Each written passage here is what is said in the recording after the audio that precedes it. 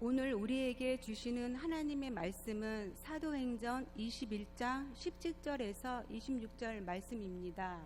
예루살렘에 이르니 형제들이 우리를 기꺼이 영접하거늘 그 이튿날 바울이 우리와 함께 야고보에게로 들어가니 장로들도 다 있더라. 바울이 문안하고 하나님이 자기의 사역으로 말미암아 이방 가운데서 하신 일을 낱낱이 말하니 그들이 듣고 하나님께 영광을 돌리고 바울더러 이르되 형제여 그대도 보는 바에 유대인 중에 믿는 자 수만 명이 있으니 다 율법의 열성을 가진 자라. 내가 이방에 있는 모든 유대인을 가르치되 모세를 배반하고 아들들에게 할례를 행하지 말고 또 관습을 지키지 말라 한다 함을 그들이 들었도다. 그러면 어찌할꼬?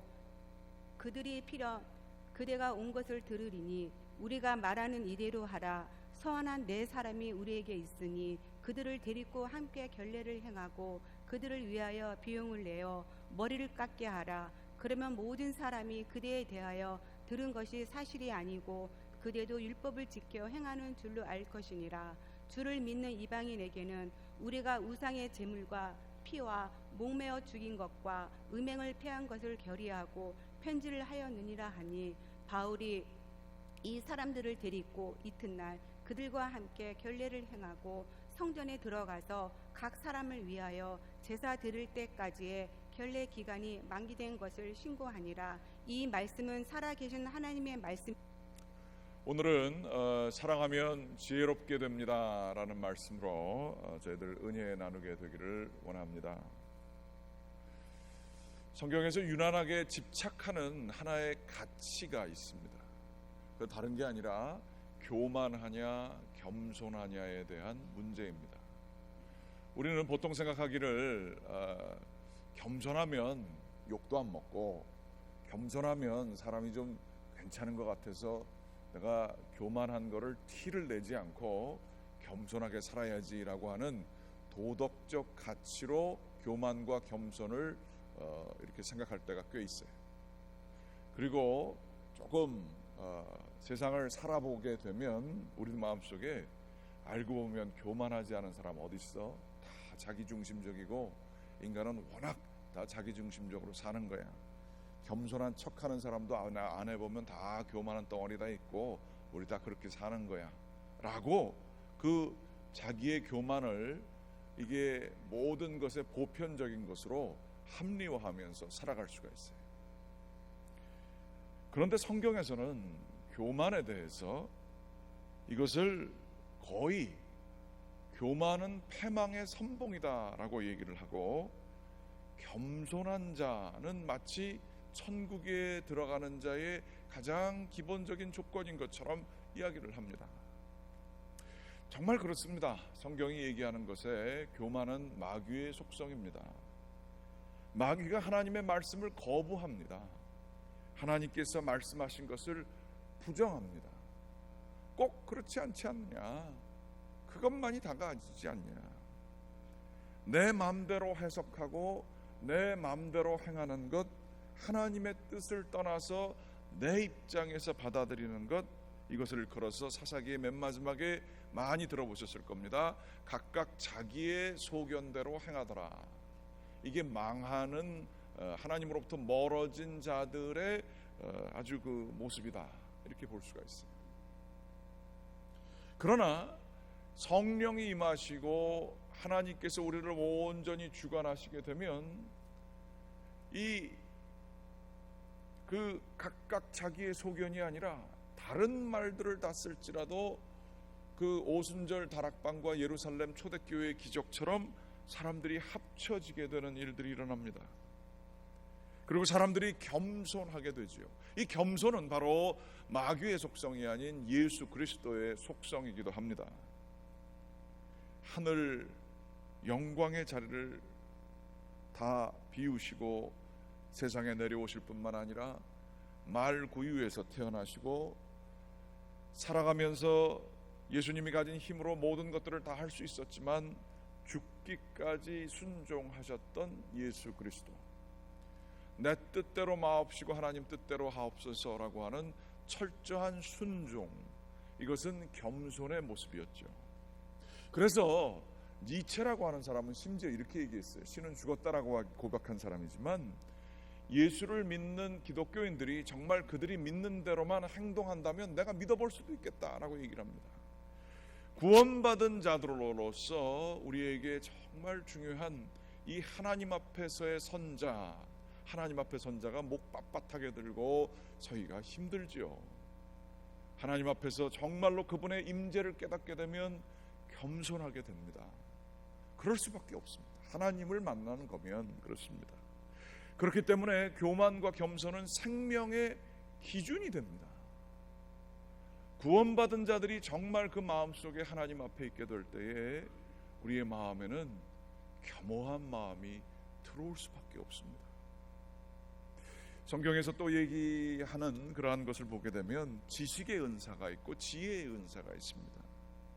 지식의 은사는 남들이 모르는 것들을 바라볼 수 있는 그러한 것이지요. 그래서 누구보다도 더 빠르게 상황 판단을 하고 이 세상에 돌아가는 이치를 빨리 파악할 수 있는 그 하나님이 주신 은사가 있을 수 있어요. 그렇지만 지혜의 은사는 그것과 다릅니다.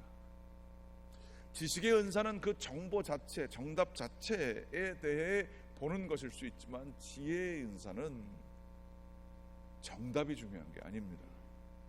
공동체가 살고 사람을 살리는 그러한 지혜, 이런 것들이 은사로 있을 수 있다는 거죠. 그런데 이 지식의 은사를 잘못 사용하게 되면 남들보다 내가 아는 게 많기 때문에 교만해지는 것에 도구로 쓰여질 수가 있어요. 사람들이 왜 이러느냐 말이죠. 다 욕심에 눈물어가지고 이렇다라고 하며 자기가 정답을 알고 있다고 생각할 때에 그것이 아무리 정답이라 할지라도 사람들과 분쟁하고 싸우는 일들이 많이 일어날 수 있습니다. 지혜의 은사는 어떻게 보면 어리석어 보여요. 어리숙해 보여요. 어떻게 그게 그렇게 잘못된 건데 알면서도 거기에 같이 협조하고 나가고 속 없는 사람처럼 허허거리고 나가고 사람들에게 그렇게 욕먹으면서 그거를 왜 하느냐 말이에요. 그거는 어리석어 보이지만 헛똑똑과는 전혀 다른 사람 살리는 길을 걸어가는 길일 수도 있습니다. 지혜가 겸손의 모습을 가지는 것은 당연하죠. 혹시 여러분 제가 그런 경우가 많아서 그래요. 어떨 때는 요즘에는 왜 이렇게 마음에 드는 사람이 없지? 아유, 이 옛날만큼 이 우리가 수준도 좀 떨어지고 그 사람들 보면 이 말하는 거 행동하는 거 다 짜증나는 일이 참 많네. 어떻게 그걸 모르지? 이게 이렇게 하면 쉬운 건데. 아이고, 다 사람들이 다 정신이 나갔어. 그러면서 그 꼴 보기 싫은 사람이 집에도 있고 직장에도 있고 교회는 더 많고 그렇게 될 수 있어요. 여러분, 이렇게 됐을 때는 우리가 문제예요. 남이 문제가 아니에요. 내가 지식으로 교만으로 가득 찼을 때가 그래요. 하나님으로부터 멀어졌을 때 그래요. 사랑으로부터 멀어지면 그래요. 마음이 완악해져요. 딱딱해져요. 그리고 마음에 드는 게 없어요. 위로되는 게 없어요. 그런데 그 가장 깊은 곳에 가장 중요한 영적인 게 내가 하나님을 사랑한다 고백하고 종교적인 것들을 다 할지 몰라도 하나님을 사랑하는 마음이 없기 때문에 그렇게 될 수 있어요. 오늘 말씀은 그 말씀에 의해서 한번 좀 보겠습니다.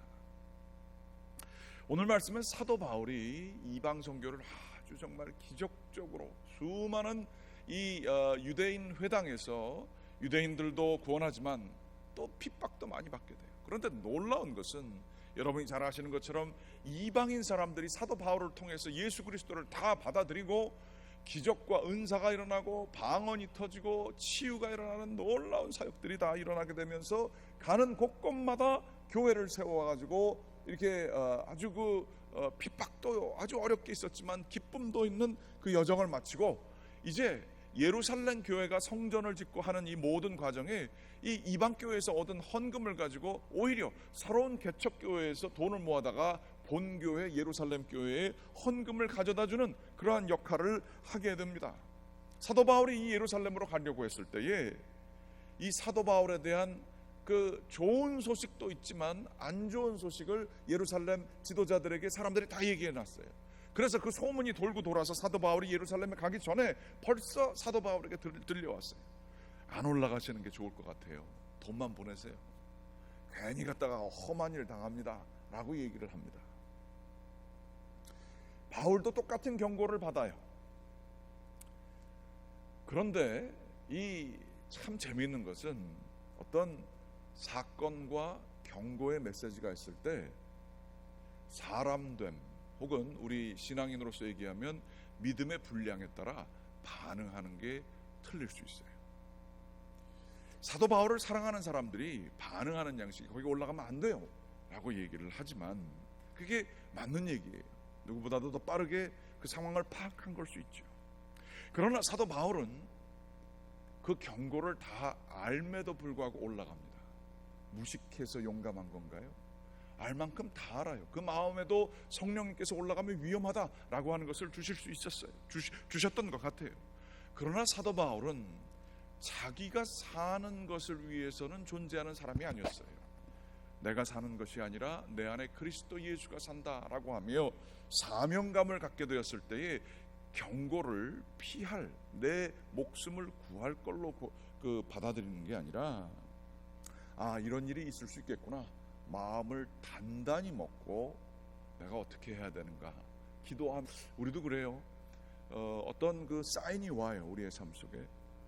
그랬을 때 믿음의 분량이 안 되는 사람은 어떻게 하면 내가 피해가지고 이것을 어떻게 좀 할까라는 사람이 있을 수 있고 이게 주님이 주시는 그 은혜로 들어가기 이전에 시험일 수 있겠구나. 이 어려운 것들을 내가 잘 감당하고 이거를 마음을 단단히 먹고 그러한 사인들이 많이 와요. 사인이 주로 어떻게 오느냐 여러분 잘 아시잖아요. 사람들 말로 와요. 사람들 말이 여러 개 이렇게 들리면 이거 내가 이런 일 꼴 당할 필요 없지. 그래서 피할 수 있어요. 사람들 말이 우리의 마음을 흔들 수 있어요. 그런데 역사하시는 분이 성령님이시고 성령님의 음성에 순종하게 될 때에 이게 내가 살 길이냐 안 살 길이냐 이게 그거에 따라서 생각하는지를 몰라요 우리가요. 그렇지만 그거에 따라서 생각하면 쉬운 길을 우리가 택하죠. 그러나 성령님께서 어떤 마음을 주시는데 이게 하나님의 뜻인가 아닌가 이걸 보게 되면 힘든가 안 힘든가 내가 욕먹을 건가 안 먹을 건가 이것과 관계없이 하나님의 뜻이구나 라고 싶으면 그것을 할 수 있는 믿음의 분량대로 반응할 수도 있어요. 중요한 건 주님의 뜻인가 아닌가를 구하는 게 제일 중요하죠. 근데 이 위기 상황에 가면 이게 마음으로 기도로 연습하지 않으면 이게 안 돼요. 그냥 자연스럽게 생각나는 대로 행동하기가 쉬워요. 기도 가운데에서 하나님 이게 하나님이 원하시는 게 뭡니까? 이게 내가 내 지식을 따릅니까? 하나님께서 주시는 성령님이 주시는 지혜가 있습니까? 이거를 기도하면서 내 뜻이 아니라 하나님의 뜻을 구분하는 게 그게 쉽지 않아서 이 기도를 오래 해야 되는 거죠. 하나님 앞에서 계속 자기를 점검하고 그 감정의 그 들끓는 것들은 다 이렇게 잠재우고 하나님께서 원하시는 게 뭐죠? 라고 하면서 그것을 명확히 바라볼 때까지 이게 생각하는 것들이 필요하죠. 하여간 바울은 고생할 줄 알면서 올라갑니다. 올라가고 난 다음에 19절에 보게 되면 이런 말씀이 쓰여져 있어요. 바울이 그 장로들하고 거기 이 예루살렘 교회 대표적인 지도자들이 다 앉아있단 말이에요.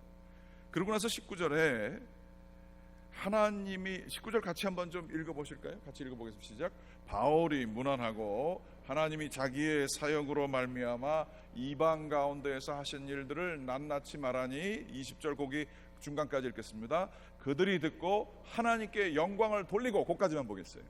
이 좋은 얘기를 한 거예요. 기적과 같은 얘기를 한 거예요. 수많은 이방 교회들이, 이 예수를 믿는 공동체들이 생겼다는 얘기를 들어요. 그러면 얼마나 사람들이 좋았겠어요. 예루살렘 지도자들이 이 드디어 선교가 잘 이루어지는 거라고 하면서 하나님께 영광을 다 돌렸어요.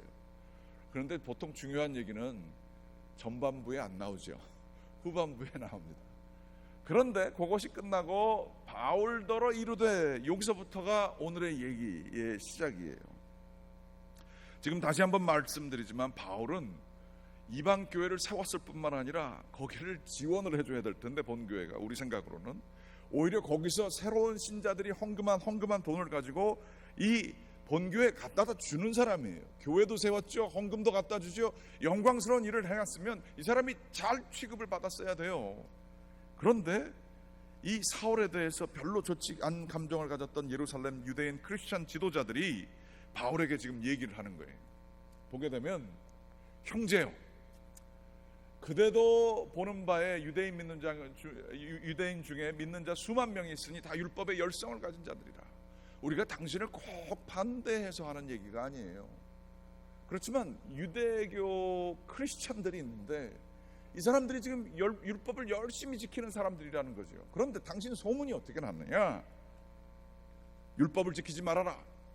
율법에는 굉장히 하나님으로부터 멀게 하는 몽학 선생이고 율법을 폐기하는 것이 맞다라고 하는 바울 선생님의 메시지의 반쪽만 전해지게 된 거예요. 그러면서 이방인 사역하고 있는 것에 대해 이 유대인이지만 크리스천이 된 사람들, 여전히 율법을 열심히 지키고 있는 사람들인데 자기들에게는 그게 너무너무 중요한 거예요.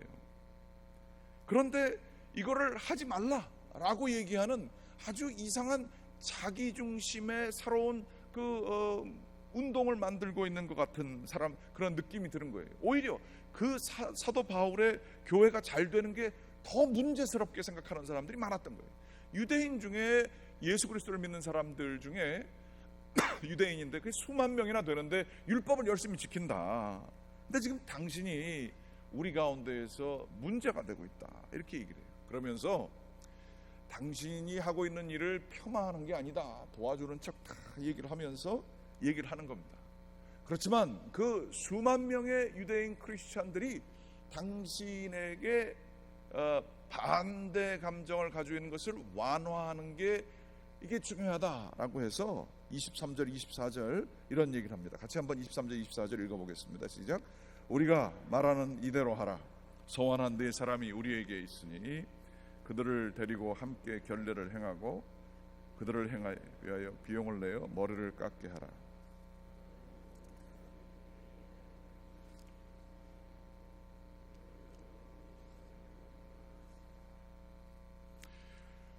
여기서 결례란 게 무언가, 결례가 예의를 범하다 그런 뜻이 아닙니다. 결례라고 하는 것은 하나님께서 놀라운 은혜를 주셨어요. 기도했던 게 이루어졌어요. 아니 예상치 않은 그러한 은혜를 받았어요. 그러면 유대인들이 뭘 했냐 하면 감사의 제사를 이제 드리려고 소원을 합니다. 감사의 제사는 어떻게 진행되느냐? 주로 한 30일 동안 진행되는데 30일의 첫째 주에는 머리를 다 깎습니다. 그리고 뭐 한 2주간 지나는 거죠. 그리고 마지막 주에 또 머리를 또 빡빡 깎습니다. 그리고 나서는 마지막에 머리를 다 깎고 나서 이제 30일이 끝날 때에 아주 좋은 제물을 이제 드려요. 그래서 사람들이 같이 다 기뻐하고 그 제물을 같이 나눠 먹는 일들이 있었습니다. 그런데 가난한 사람들의 경우에는 머리 깎는 것도 할 수 있고 30일도 지킬 수 있지만 제물을 마련할 돈이 없는 경우가 있었던 거예요. 지금 이 유대교 크리스찬들 가운데 4명이 지금 그런 위치에 처해 있다는 거예요.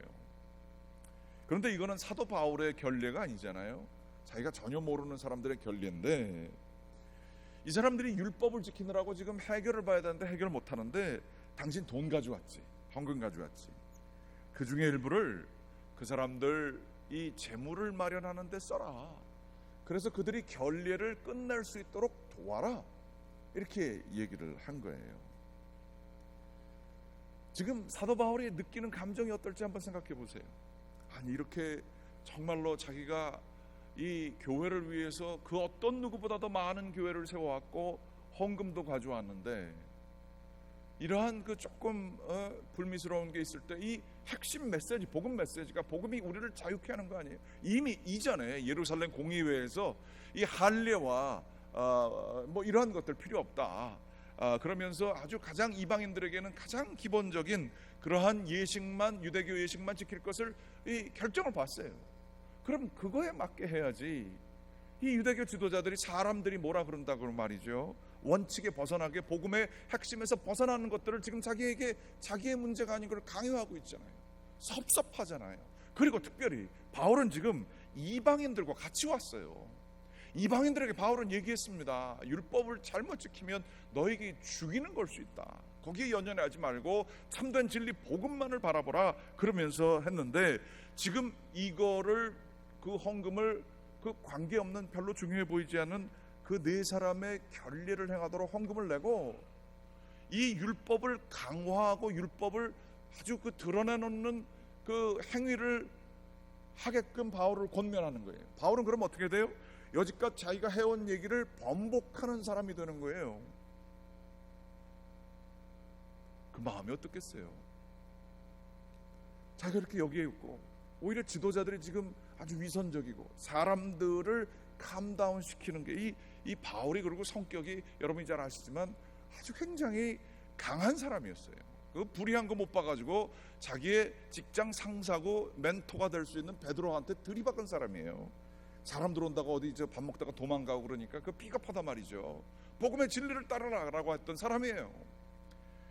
그 사람이 지금 자기 바라보는 이방 이 사람들 앞에서 자기가 해온 모든 공은 다 없애고 그 영광 돌릴 땐 언제고, 이제 와서 과거에 정한 법칙들을 반대로 자기로 하여금 율법을 강화시키는 것을 하라고 하는 거예요. 평상시에 바울 같았으면 할 리가 없습니다. 그런데 바울은 성령님의 이끌리어 이것에 반응하게 됩니다. 내가 알고 있는 것들을 왜 사람들이 모르지? 한번 뒤집어 봐. 예루살렘 지도자들이 이 이방인 선교하는데 한 게 뭐가 있어? 이런 생각들 안 들었을까요? 그러나 하나님이 주시는 경고를 가지고 깊게 기도한 바울은 하나님께서 원하시는 것은 무엇인가? 예루살렘 교회가 살고 이방인 교회도 살아서 예수 그리스도의 영광만이 드러나게 되는 하나됨의 길은 무엇인가를 생각하는 거예요. 사랑하였기 때문에 이게 하나가 될 것을 바라게 됐고, 그래서 지혜를 추구했습니다. 옳고 그름이 아니었습니다. 그래서 그것을 다 따라서 돈을 내주고 결례를 다 끝나게 하고 그것을 신고하게 하는 일을 했다라는 얘기가 오늘 본문에 쓰여진 내용이에요. 이 심정을 고린도 후서에 잘 쓰여져 있어요. 고린도후서 9장 19절서부터 21절까지 말씀에, 고린도 전서입니다. 이렇게 쓰여져 있어요. 같이 한번 읽어보겠습니다. 내가 모든 사람에게서 자유로우나 스스로 모든 사람에게 종이 된 것은 더 많은 사람을 얻고자 함이라. 유대인들에게 내가 유대인과 같이 된 것은 유대인들을 얻고자 함이요, 율법 아래에 있는 자들에게 내가 율법 아래에 있지 아니하나 율법 아래에 있는 자와 같이 된 것은 율법 아래에 있는 자들을 얻고자 함이요, 율법 없는 자에게는 내가 하나님께는 율법 없는 자가 아니요 도리어 그리스도의 율법 아래에 있는 자이나 율법 없는 자와 같이 된 것은 율법 없는 자들을 얻고자 함이라. 이거를요 잘못 읽으면 야 이거 기회주의자네, 이쪽 가서 이 얘기하고 저쪽 가서 저 얘기하고, 이거 사람이 말이야 이게 일관적으로 이게 어디에서든지 같은 얘기를 해야지, 율법 있는 자 같아서 한때는 율법 있는 사람처럼 하고 율법 없는 사람한테는 율법 없는 사람처럼 하고, 이건 뭐 이게 이럴 수가 있나. 근데 바울의 삶을 보면 이분이 이 얘기를 하는 게 뼈를 깎는, 이 양반은 목에 칼이 들어와도 진리라고 하면 자기가 죽기로 쉽게 작정하는 사람이에요. 아무데나 목숨 거는 사람이에요. 그러나 자기 속에 정말로 강력한 사랑이 있었어요. 그 사랑은 예수 그리스도를 향한 사랑이었어요.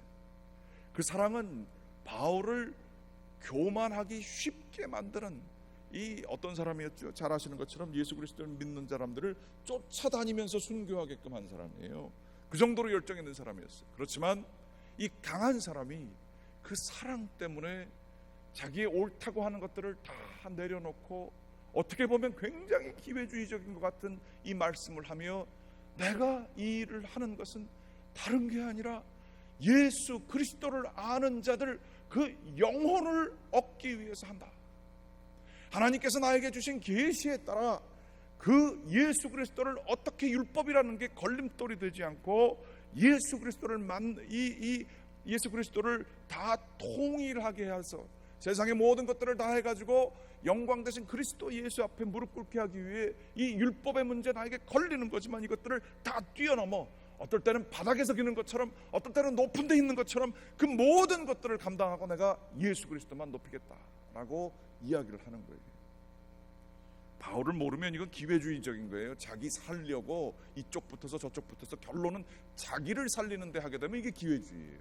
그런데 이쪽도 붙고 저쪽도 붙는 이유가 자기가 죽는 건 두려워하지 않는 사람인데 그리스도를 위해서 하는 거라면 이게 기회주의가 아니라 이거는 정말로 뛰어난 그 하나님의 구도, 하나님 앞에 서 있는 구도자의 모습이 되는 거죠. 여러분 그거 구분할 수 있어요? 기회주의자인가 아닌가? 아니면 저 사람이 정말 사랑하기 때문에 자기를 혀를 깨물고 무릎을 꿇는가? 여러분 그거 구분할 수 있는 능력 있으세요? 여러분 안에서? 사랑을 하면요 힘이 빠집니다. 저도 자주는 아니지만 좀 해봐가지고 합니다. 데이트하면 평소 하기 싫은 일도 기꺼이 합니다. 걸어가는 것도 안 힘듭니다. 저 같은 경우는 사랑을 하게 될 때 운전을 하는 게 전혀 안 힘듭니다. 잠을 안 자도 안 힘듭니다. 사랑이 우리를 그렇게 만들어줍니다. 사랑은 우리로 하여금 평상시 하기 싫은 것도 하게 해줍니다. 그게 사랑입니다. 그런데 예수를 믿으면 그렇게 됩니다.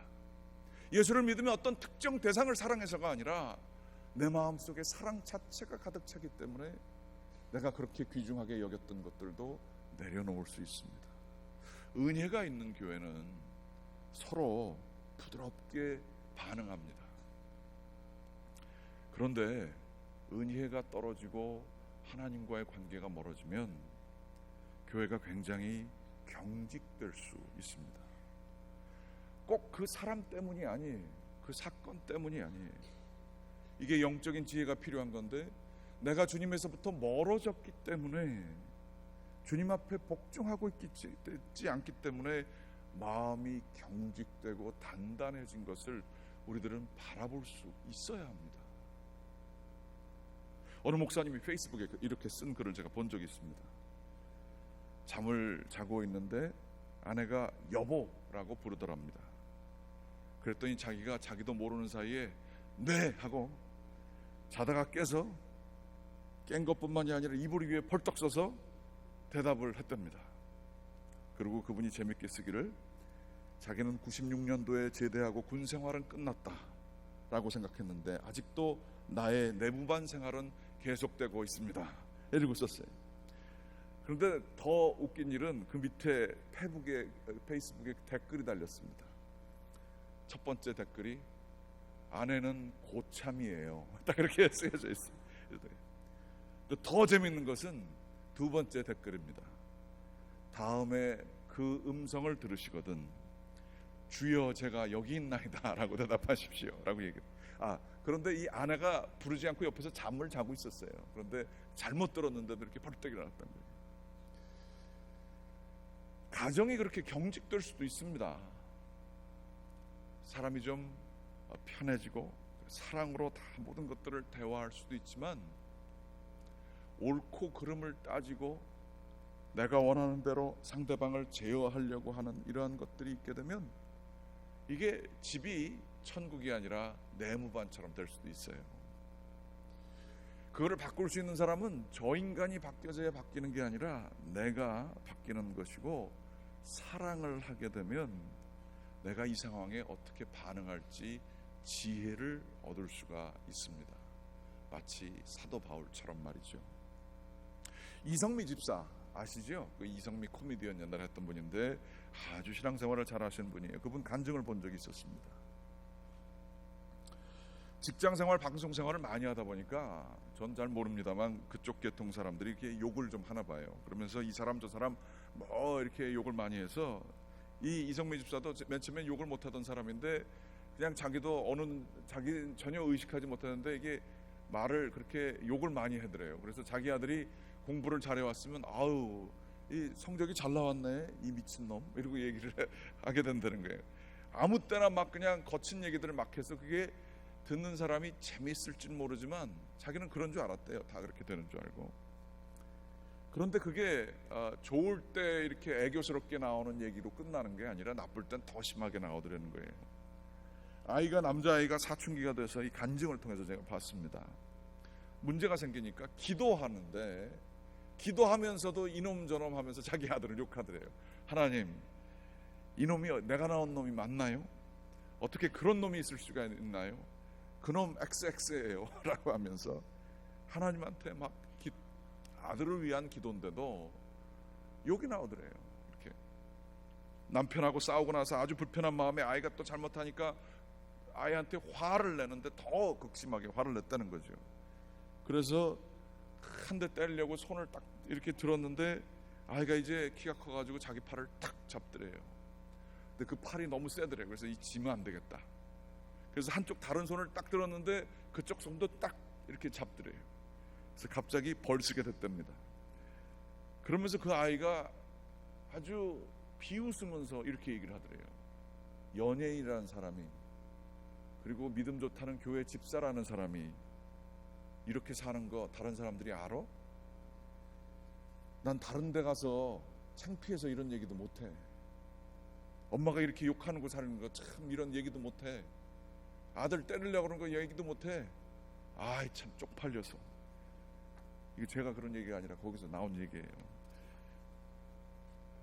애가 그러니까 너무 기가 막혀서 자기의 본질을 이 아이가 다 알고 있구나라는 생각이 들어서 회개를 하는데도 이 미워하는 마음이 이놈이 틀린 게 맞거든요.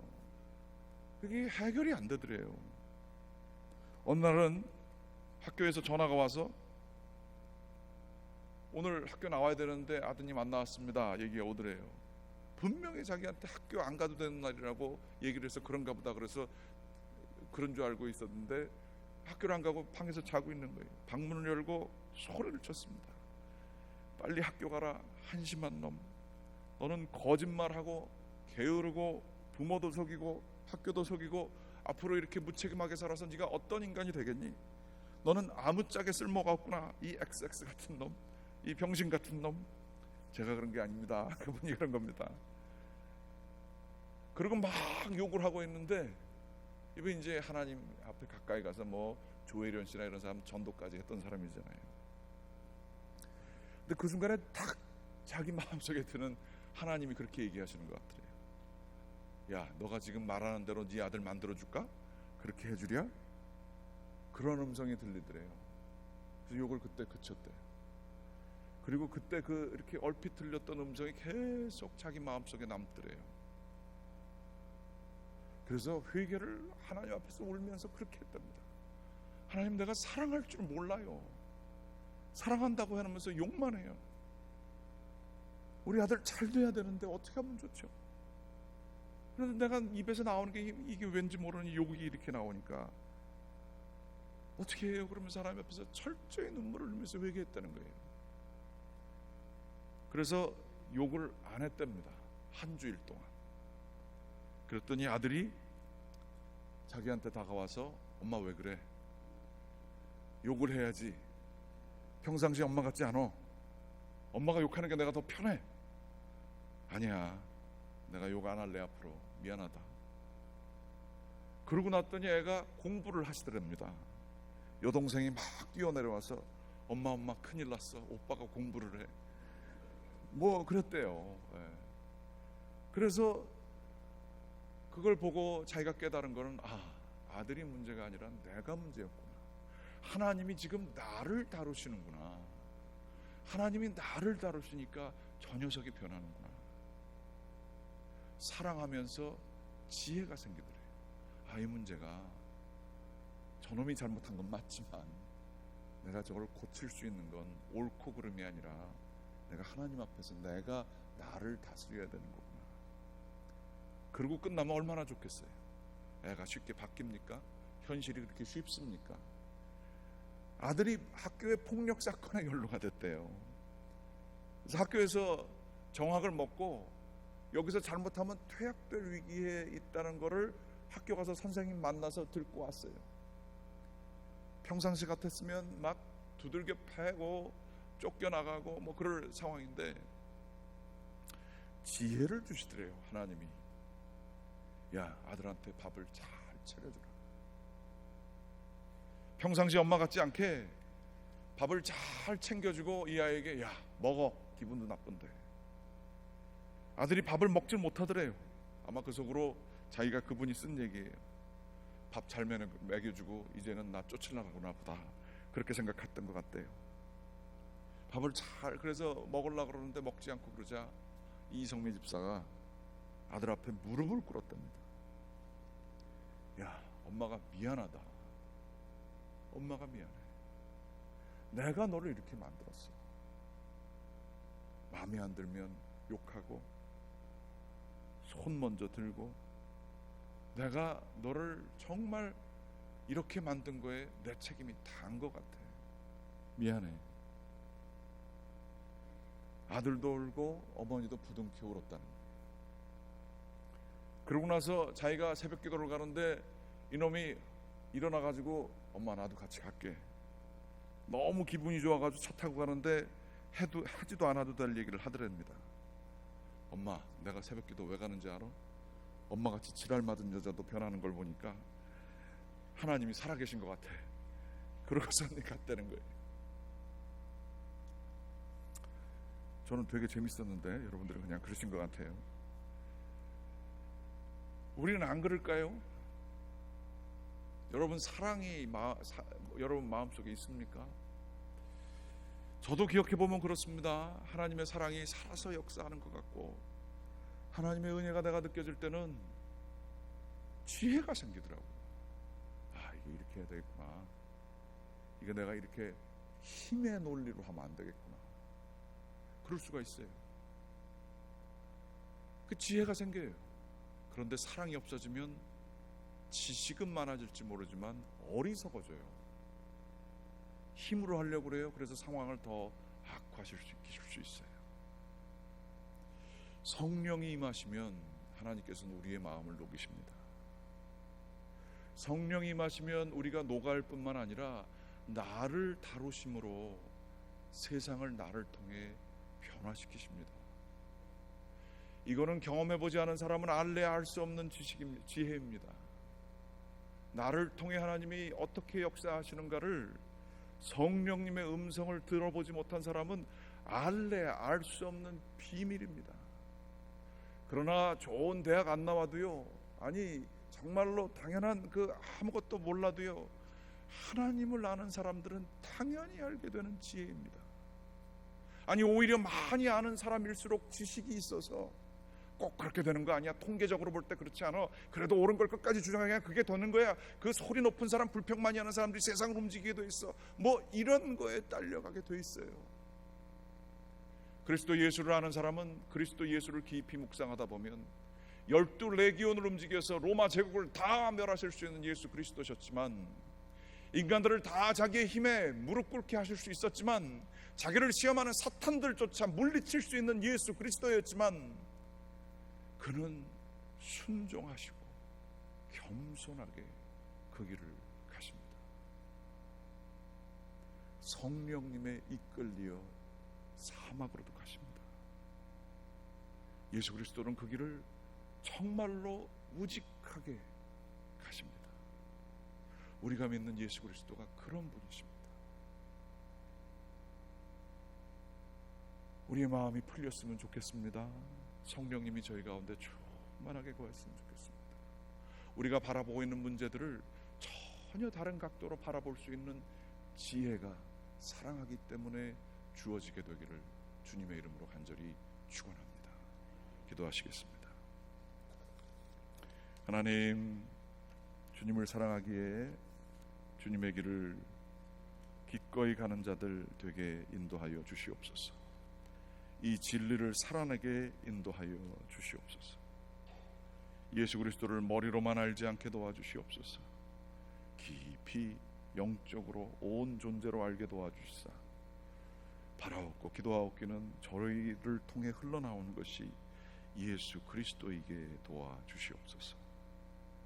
저희의 욕심이 남지 않게 도와주시고 저희의 자아가 저희를 대표하지 않게 하시고, 주여 바라옵고 소원하옵기는 저희의 살다 남은 그 자리에 예수 그리스도 남게 인도하여 주시옵소서. 예수 그리스도 이름으로 기도.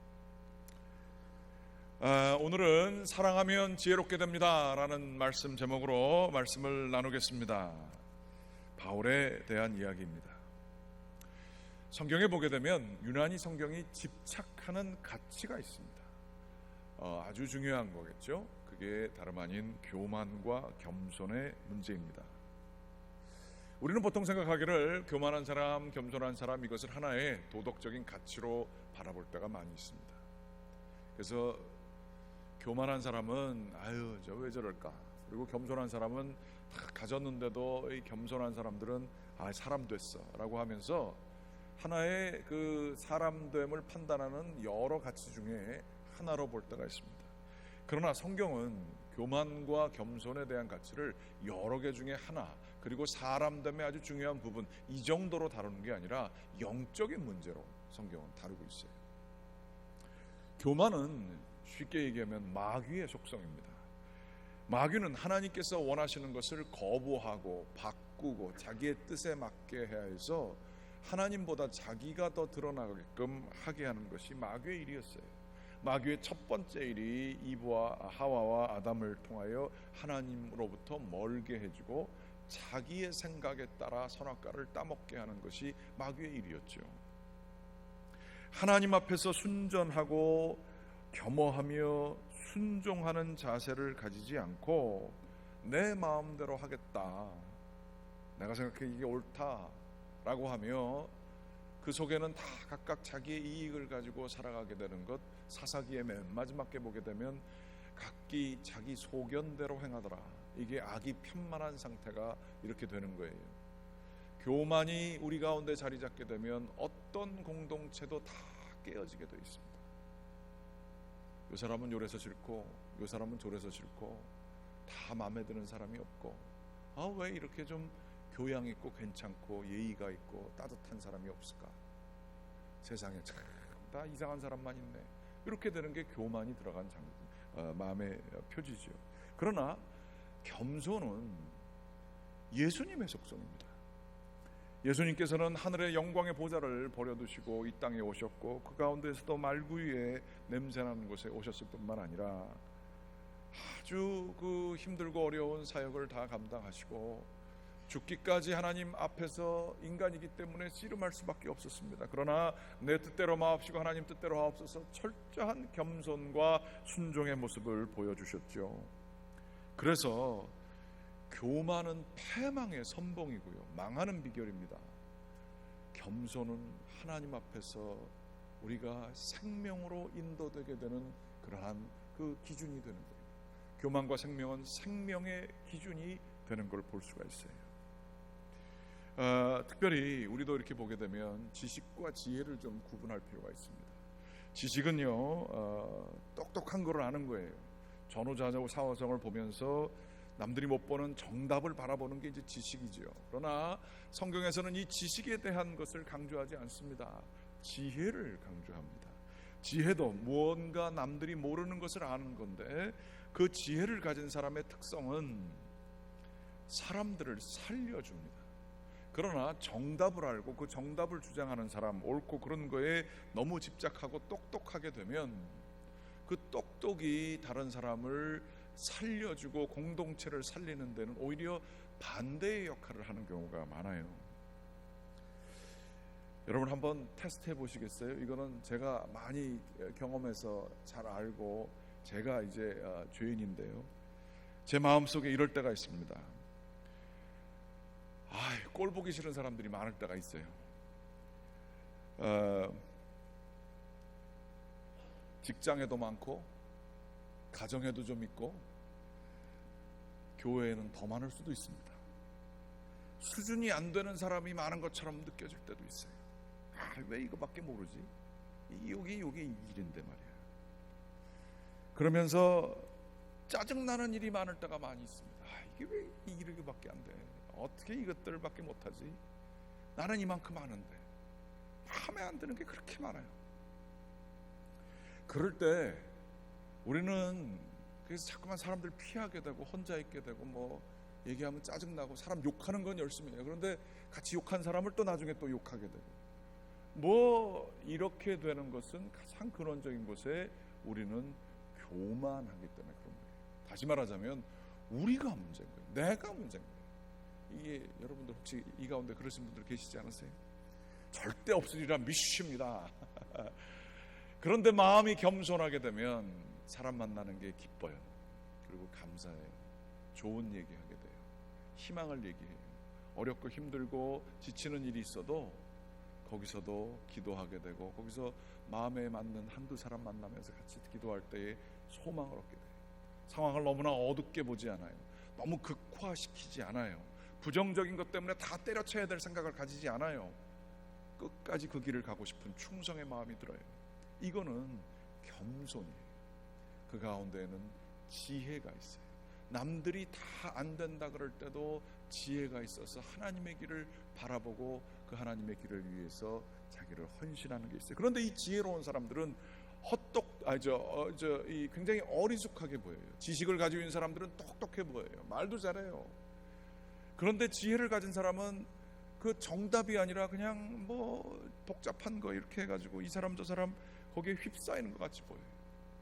좀 딱 이렇게 아싸하게 좀 나가야지 휘둘리는 것 같이 보이고 좀 아싸하게 좀 이렇게 좀 해야 되는데 그러지 않고 그냥 끌려가는 것 같고 뭐 이래요. 그래서 어리숙하게 보이고 어리석게 보여요. 그러나 거기에 지혜가 있을 가능성이 많습니다. 사랑하기 때문에 아싸할 수가 없어요. 지혜냐 지식이냐 교만이냐 겸손이냐 더 크게는 사랑이냐 자기의냐. 오늘 말씀은 바울의 얘기입니다. 바울은요 정말로 하나님께서 놀랍게 사용하여 주시사 가는 곳곳마다 유대인 회당에서 유대인들에게 핍박을 받을 때가 많았지만 거기에서 믿는 유대인들도 많이 나오게 되었고 더 특별한 것은 안 믿는 이방인 사람들이 많았는데 그들에게 삶이 온전히 변화되게 되고 교회가 생겨지게 돼서 선교 여행을 할 때마다 수많은 교회들, 수십 개의 교회들이 생겨지는 기적이 일어나요. 자기가 매를 맞고 핍박을 당했어도 거기서 주님만 의지하게 되었을 때에 감옥문이 열리고 병자가 치유되고 놀라운 사역들이 일어나게 되는 것들을 다 경험하게 됩니다. 그러면서 교회를 다 세우고 나서 정말로 우리가 생각에는 이 반대되는 상황인데 예루살렘 교회가 원래 본교회예요. 그러면 거기에서 헌금을 해서 그 작은 교회들, 이방 교회들을 섬겨줘야 되는데 예루살렘 교회를 지탱하는 데에 돈이 많이 들어서 이 로마에 돈 많은 그 이방인들이 헌금을 해요. 그래서 새로 생긴 교회에서 받은 헌금을 예루살렘 본교회 그 연보라고 이제 성경에서 쓰여져 있어요.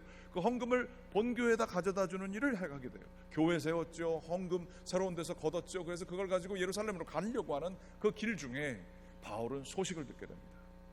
바울이 이 이방인들을 향한 선교를 향해 부름을 받게 되고 그 일을 하는 동안에 이 유대인이면서 예수를 따르던 유대교 크리스찬들이 마음에 안 드는 얘기를 들은 거예요. 이 자꾸만 율법과 유대인에 대해서 아주 반대하는 얘기를 많이 한다는 얘기를 듣고 그 지도자들이 불편한 마음을 가지고 있어서 바울을 핍박하려고 한다는 소문이 들게 됩니다. 예루살렘에 가까이 오게 되었을 때에 바울에게 사람들이 얘기를 합니다. 올라가시면 안 되겠어요. 그냥 돈만 보내세요. 그랬을 때 바울도 똑같은 경고를 듣게 됩니다. 그러한 마음도 듣게 되죠. 그런데 그거 아세요? 그러한 어려운 상황에 처하게 됐을 때 그런 게 사실이 맞아요. 그런데 믿음의 분량에 따라 똑같은 사건이 있어도 반응하는 양식이 다를 때가 있습니다. 힘들고 어렵고 특별히 우리의 삶의 경우에는 이게 뭐 사람 말들을 통해서 그러한 게 많이 들어오죠. 뭐 이랬더라, 누가 저랬더라, 내가 어떻게 보여진다, 이렇게 되면 우리는 그것 때문에 위축이 되고요. 다 귀찮아. 그래서 예루살렘에 안 가려고 하는 마음들, 이런 게 생기게 되기 쉬워요. 교회에서 내가 인생 사는 것도 바쁜데 교회 일하면서 내가 왜 욕먹냐? 아니면 그렇게까지 할 필요가 있냐? 난 내 것만 그냥 할란다. 뭐 그것도 맞는 얘기일 수도 있지만, 하나님께서 원하시는 게 뭐냐라는 생각보다 거기 가면 고생한다, 그래서 나를 구해야겠다, 나에게 이익이 되는 게 뭐냐 아니냐가 우리의 생각에 전체 틀을 때가 대부분 많더라고요. 그런데 바울은 믿음의 분량에 따라 자기의 핍박의 문제를 생각하는 게 달랐어요. 이게 믿음을 가진 사람들의 능력이지요. 해석에서부터 능력이 나옵니다. 그것을 경고로 받지요. 내가 핍박받을 수 있구나. 그런데 마음의 준비를 단단히 하고 이런 일이 있을 수 있겠구나 생각을 하고, 여기에 내가 어떻게 대응할 건가에 대해 집중하고 그 길을 나아갑니다. 성령님은 우리 가운데서 똑같이 역사하세요. 비슷한 메시지를 우리한테 주세요. 그런데 진정한 지혜라고 하는 건 말이에요, 지식이 아니라, 자신을 구하는 게 아니라 하나님의 뜻이느냐 아니느냐에 따라, 하나님의 뜻이면 그걸로 된 거예요. 힘들고 어려운 거 문제되지 않아요. 하나님께서 내가 이 일을 하게 될 때 그 일을 결국엔 해내실 것이기 때문에, 그렇게 반응하는 게 참된 지혜의 모습이죠. 중요한 것은 주의 뜻이느냐 아니느냐, 이거에 따라 해석하고 거기에 따라 반응하고 결단하는 게 중요한 거죠. 그래서 기도할 때 말이에요, 기도할 때 깊게 이 복잡한 찌꺼기들이 다 침잠하도록 오래 앉아있고, 내가 정말 이게 내가 피해를 보느냐 안 보느냐 이거에 의해서 움직이는 게 아니라, 하나님이 정말 나에게 원하시는 게 뭔가, 내가 그 길을 갔을 때 당해야 되는 어려움이 무언가를 다 계수하고도 그게 주님의 뜻이면 제가 갈 수 있게 해주십시오. 순종하는 마음, 이게 예수님께서 하신 거잖아요. 감람산에서 내 뜻대로 마옵시고 하나님 뜻대로 마옵소서. 이것이 바로 진정한 지혜의 근원이라, 이렇게 볼 수가 있어요. 그래서 바울은 올라갑니다. 올라가요. 그러면 무슨 기도를 드렸길래 이렇게 행동하는가, 상황은 어떻게 되는가 한번 좀 보시겠습니다. 19절 말씀, 오늘 19절과 20절 그 초반절까지만 읽도록 하겠습니다. 같이 한번 좀 읽어보겠습니다. 시작. 바울이 문안하고 하나님이 자기의 사역으로 말미암아 이방 가운데서 하신 일을 낱낱이 말하니 그들이 듣고 하나님께 영광을 돌리고, 끝까지 보겠습니다. 아니, 놀라운 기적과 은사와 선교와 전도의 사명을 다 감당하고 거기다가 헌금까지 걷어서 올라왔어요. 자기의 사역으로 말미암아 이방 가운데서 행하신 일들을 다 얘기하니까 사람들이 다 영광을 주님께 돌리게 된 겁니다. 여기서 얘기가 끝나면 좋은데, 중요한 얘기는 절대 전반부에 안 나오죠. 중요한 얘기는 후반부에 나옵니다. 그 보고를 다 받고, 그 다음에 거기에 이스라엘의 이 유대교 크리스천의 리더들이 장로들과 함께 같이 쫙 앉아 있어서 그 보고를 다 받고 주님께 찬양을 돌리고 난 다음에, 수고했습니다, 참 놀라운 사역했습니다, 그러면 얼마나 좋아요. 선교를 열심히 하고 온 선교사에게 본교회에서 얘기하는 거예요. 그런데 당신이 우리의 선교 정책을 이렇게 거스린 게 있습니다, 얘기를 합니다. 당신은 율법을 지키지 말라, 유대교 관습을 지키지 말라, 그것은 우상이다, 율법을 폐기하라 라고 하는 반유대교적인 얘기를 많이 했다고 소문을 들었습니다. 우리가 당신이 꼭 그런 얘기를 했다는 것에 집중하는 게 아니라 그렇게 소문이 퍼져졌어요. 그러면서 나오죠, 수만 명의 유대계 기독교인들이 있다는 거예요. 그런데 당신의 얘기가 오히려 거슬린다는 거죠. 아니, 오히려 당신을 통해서 놀라운 부흥 역사가 일어난 게 이게 걱정된다는 거예요. 이상한 식의 기독교가 펼쳐지게 될까봐. 그 많은 분들은, 유대교에 있는 수만 명의 기독교인들은 율법을 여지껏 잘 지키고 있는 사람들이었어요. 그런데 그 사람들의 가장 정체성에 부합하는 그 율법을 폐기를 하라고 얘기하고 예수 그리스도를 정확히 전하는데 자기네가 알던 식이 아닌 다른 방법으로 전하게 되니까 이거 이상하다는 거예요. 그러니까 지금 이 예루살렘 교회 지도자들이 바울에게 얘기하는 거예요. 우리 가운데 이제 23절 24절 같이 한번 읽어보겠습니다. 시작. 우리가 말하는 이대로 하라. 서원한 네 사람이 우리에게 있으니 그들을 데리고 함께 그들을 위해 비용을 내어 머리를 깎게 하라. 그러면 모든 사람이 그대에 대하여 들은 것이 사실이 아니고 그대도 율법을 지켜 행하는 줄로 알 것이다.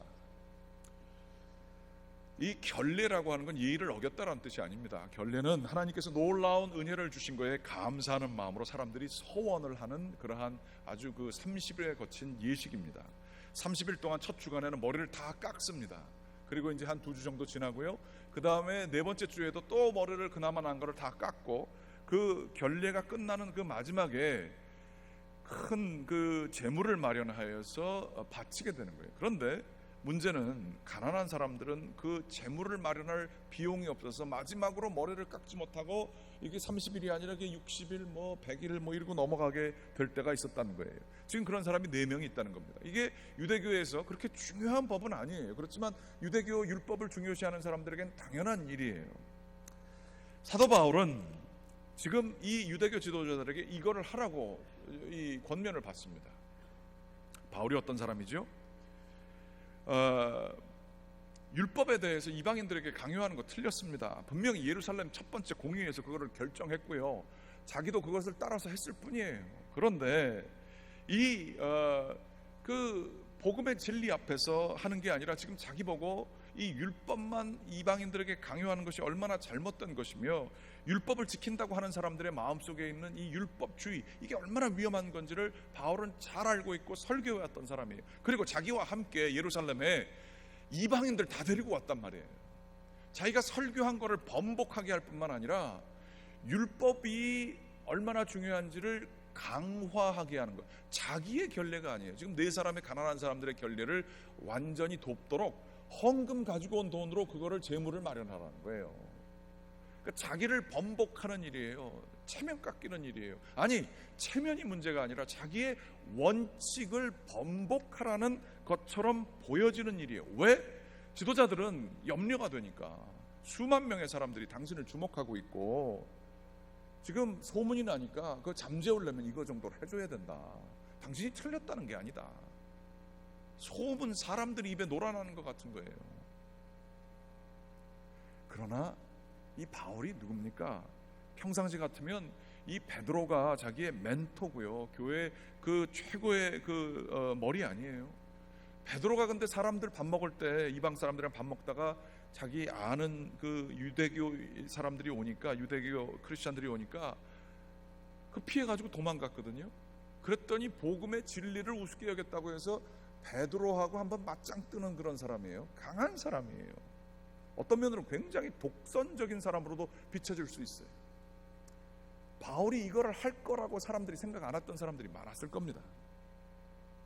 그런데 이 강한 사람이 함소리 안 하고 결례를 위한 제물을 바치고 머리를 깎도록 하고 결례가 끝났음을 신고하는 걸로 순종하며 나아가게 됩니다.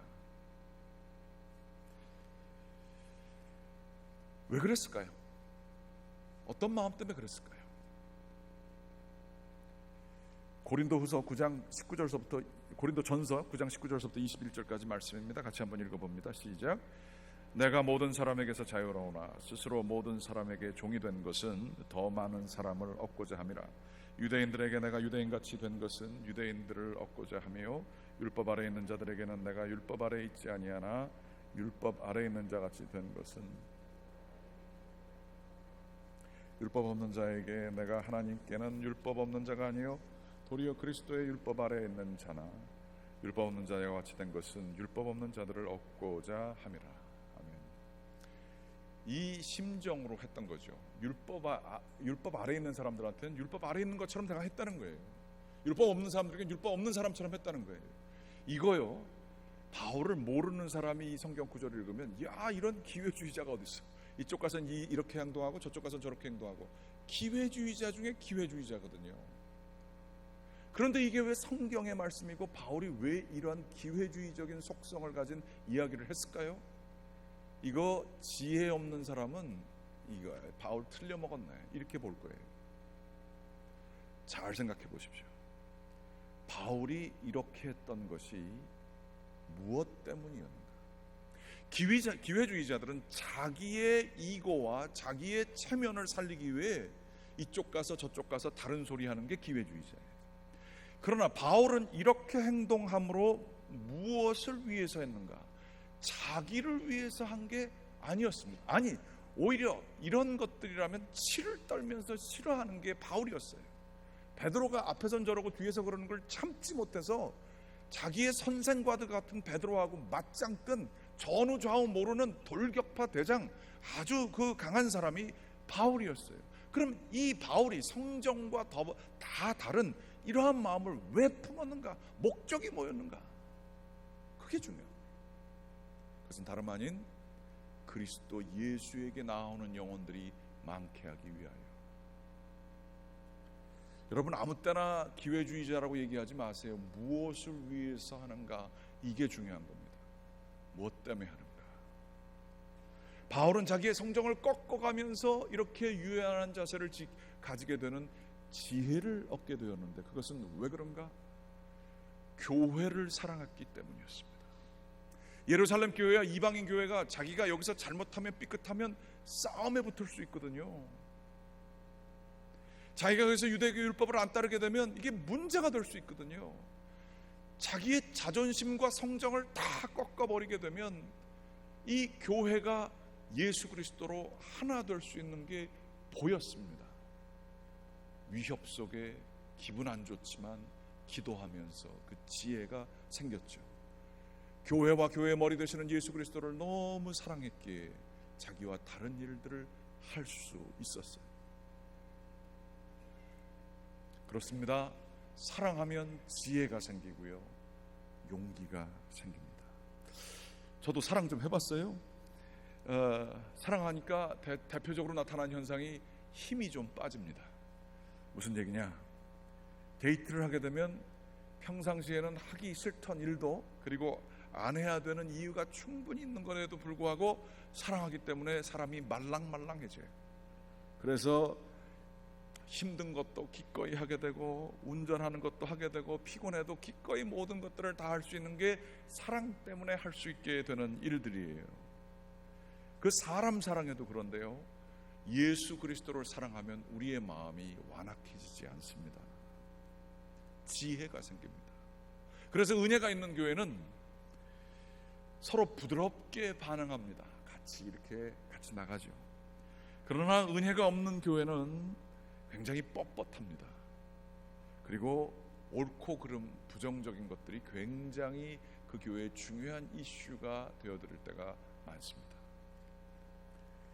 꼭 그 문제 때문이 아닙니다. 꼭 그 사건 때문이 아닙니다. 제일 중요한 건 우리 안의 마음속에 주님 앞에 복종하고 주님을 사랑하는 마음이 사라졌을 때 우리는 힘이 빠지는 게 아니라 눈에 힘이 들어가고 어깨에 힘이 들어가고 말도 안 되는 원칙을 진실처럼 따르면서 살아가게 될 때가 많이 있는 거죠. 어느 목사님이 페이스북에 쓴 글이 있습니다. 잠을 자고 있는데 아내가 여보라고 부르더랍니다.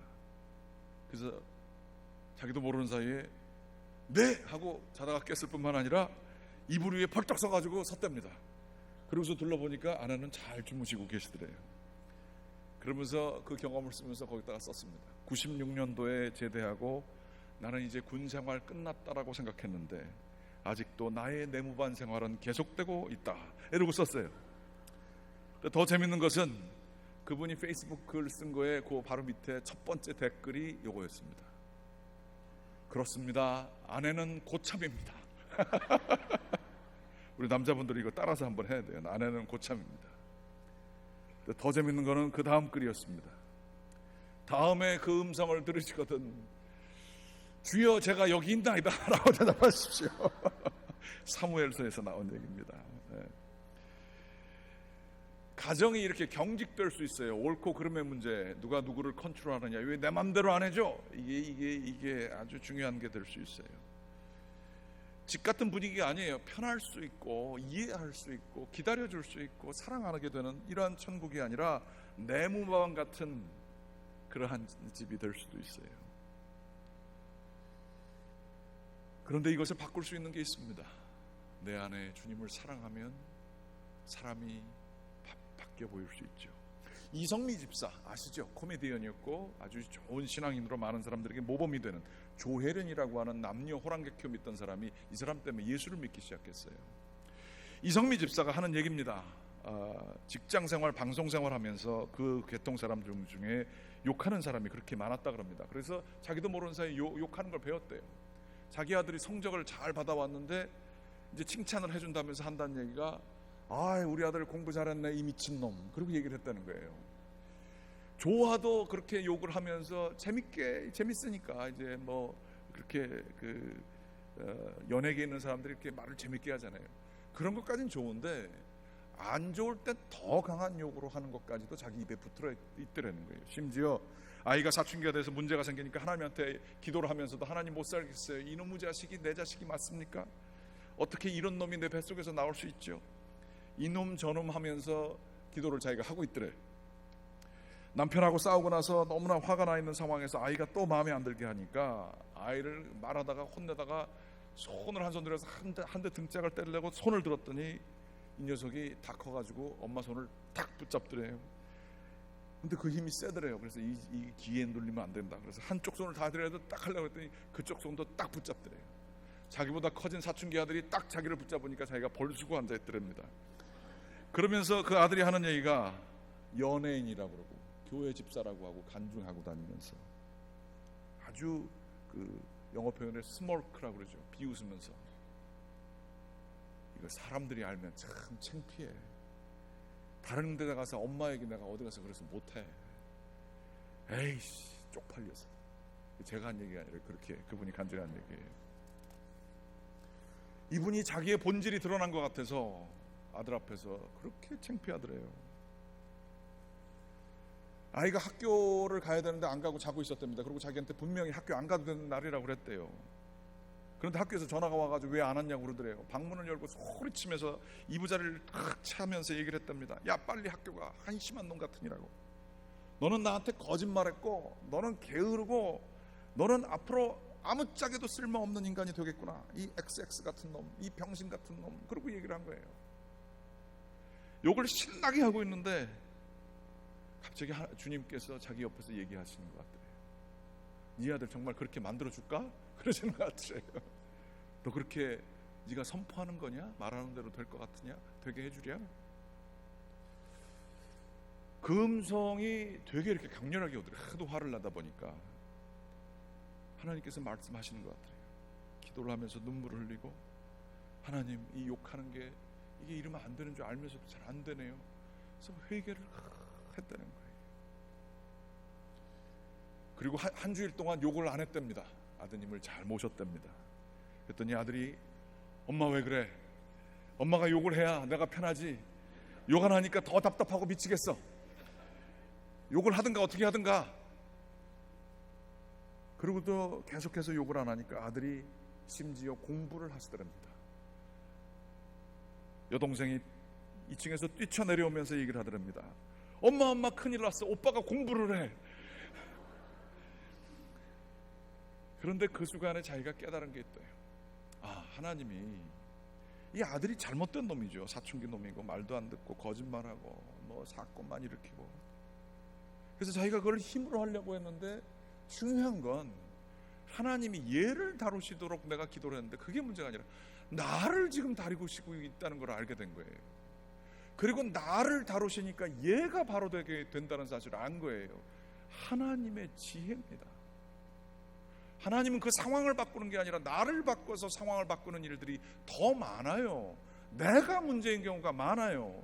내가 지식에만 집중했을 때가 많아요. 내 이익에만 집중했을 때가 많아요. 바울에게 있던 그 지혜, 그게 없는 경우가 많아요. 왜? 사랑이 없기 때문에. 하나님을 사랑하지 않기 때문에. 사랑이 충만하면 이런 지혜가 생기는데, 하나님이 나를 만지시는 거구나. 근데 인생이 그렇게 현실이 녹록합니까? 아들이 그래서 다 바뀌었겠어요? 결코 그렇지 않았습니다. 아들이 학교에서 폭력 사건이 일어났습니다. 그래서 정학을 먹었고 퇴학당할 위기에 되었습니다. 그래서 학교에서 욕을 잔뜩 먹고 엄마랑 같이 돌아와서 오는데 하나님이 이 이성미 이 집사님에게 지혜를 주셨습니다. 애를 위해 밥을 잘 차려줘라. 최선을 다해 아이를 위해서 밥을 차려줬습니다. 그 밥을 아들이 못 먹더래요. 그걸 지가 어떻게 먹어요?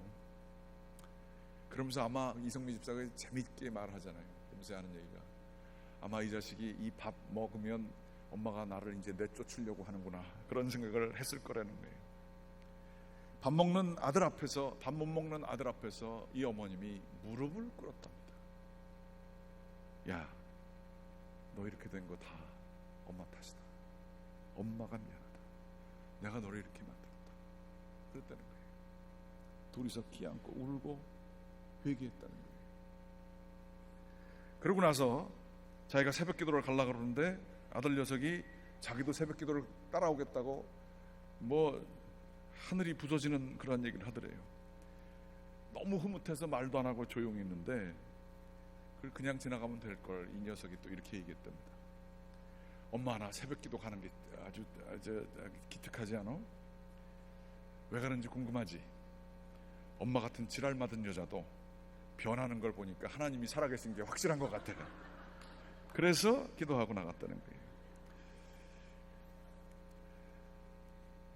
지랄 맡으신 분들은 잘 들어보십시오. 아주 지랄 맞게 사시는 분들 계시죠? 하나님은 여러분도 변화시키실 수 있습니다. 성령님은요, 우리 마음속에 사랑을 주시면 지혜를 주세요. 퇴학 맞은 아들 앞에서 누가 밥상을 차릴 생각을 할 수 있습니까? 거짓말하고 학교 안 간 놈 앞에서 하나님의 음성을 듣고 너 그대로 해주랴? 그런 음성 어디서 듣습니까? 이 아이를 위해서 자기도 모르는 사이 욕하는 자기의 모습은 발견 못하고 있던 때 하나님이 자기를 발견해 주게 하는, 자기를 보게 하는 그 지혜는 어디서 생깁니까? 하나님을 사랑하고 자식을 누구보다도 더 사랑했지만 그게 해결이 안 되잖아요. 해결이 안 되잖아요. 하나님을 가까이 사랑하게 되면 하나님 우리에게 지혜를 주십니다. 사랑하게 하십니다. 나를 꺾게 하십니다. 예수 그리스도가 바로 그러신 분이셨습니다. 정말로 한심하고 어리석기 짝이 없는 제자들을 측은하고 극히 바라보셨습니다. 밤새 고개를 잡으려고 했지만 인생에 잡히는 게 없어요. 내 인생이 이렇게 빈손이구나. 그런데 그 제자들을 향해 아침 조반을 마련해 주시는 분이에요. 잘 먹어. 우리 주님은 이렇게 순종하고 우리를 기다려 주시는 지혜가 있으신 분이에요. 기도하면 하나님 앞에서 정말 그러한 마음이 생길 수 있고요. 사랑하면 이런 지혜가 우리의 이 꽉 막혀진 우리의 머리에서 이러한 지혜가 나올 줄 믿습니다. 이 지혜가 세상을 변화시킬 거고요. 이 지혜가 기적을 낳을 것입니다. 우리에게 지혜 주시는 하나님께 순전함으로 나아가는 저와 여러분들 되시기를 간절히 기원합니다.